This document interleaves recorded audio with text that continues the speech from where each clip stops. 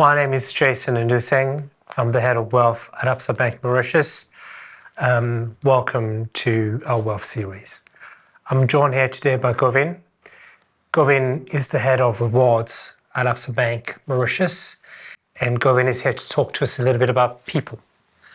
Govind, without a doubt, when it comes to any business, especially, I think, in my opinion, the business of wealth, people is an absolutely critical element. It's an important piece of the equation when it comes to delivering for our clients. So, can you just maybe tell us a little bit about the people strategy for wealth? Thank you, Jaysen, and thanks for giving me the opportunity to converse with you. And this is a very important question. And before I answer you, let me emphasize on the people strategy for Absa Bank Mauritius Limited, where we have 4 pillars. And the 4 pillars are as follows. The first one is to build a talent legacy for the bank. The second one is to build a future fit organization. The third one is to create a competitive advantage through our culture. And the fourth one is to support and enable colleagues at the bank. Specifically for wealth, it's a new segment, a new team, and the focus recently has been to build that pipeline both in terms of leadership, but also in terms of colleagues to better serve the client.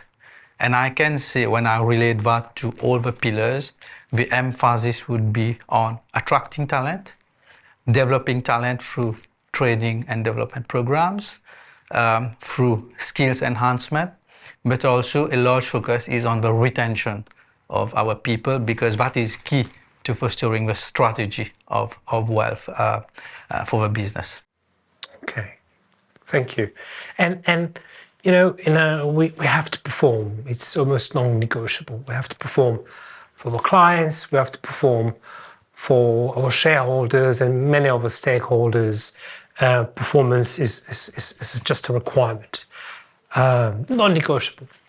So how do we develop people, but at the same time ensuring that this development is not transactional in nature? So in a high performance environment, how do we ensure that the development of people is not transactional? It's not a tick in the box exercise. How do we ensure that? Interesting, Jaysen. And I can reiterate that our approach is not on a transactional development, it's on a transformational people development, where we put a lot of emphasis on recognizing the contribution of people.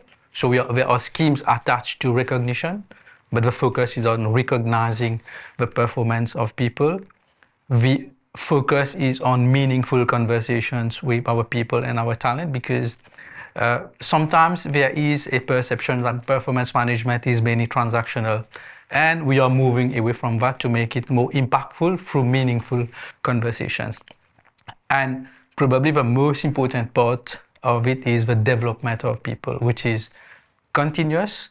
We are investing massively, and I can reassure you that is going to continue in terms of our program, but also in terms of exposure to mentoring, to coaching, but also being part of a group. We have that flexibility of giving options to colleagues through cross-functional or cross-border assignments and exposure. Thank you. Very interesting. And maybe just to move on a little bit about culture. So you've been very close to the business of wealth for the last couple of years. What's the culture within wealth itself? What's the look, feel, smell of the place? What's your feeling? Culture is interesting, but at the same time difficult topic, Jaysen. So I would reverse the question in terms of what wealth clients would want. So they would want authenticity, they would want integrity, they would want honesty, they would want trust in terms of collaboration, but probably most importantly, they would want an environment where we foster relationship with a client. So cascading that down, the wealth culture, I think, is built on elements of trust, respect, client relationship, but also I think our colleagues are authentic and ensure that we deliver a world-class service to our clients. Okay. And maybe for my final question, if you think about the terms of wealth, digital, impact-driven, cross-border, just some of the words that we see repeatedly surfacing in our business of wealth. So how are we future-proofing our talent to remain relevant to this digital wealth, this impact-driven, this cross-border exposure that keeps coming up? How do we future-proof our talent? Jaysen, I will be very frank and honest to say that from a human capital perspective today, we are in a very difficult labor market.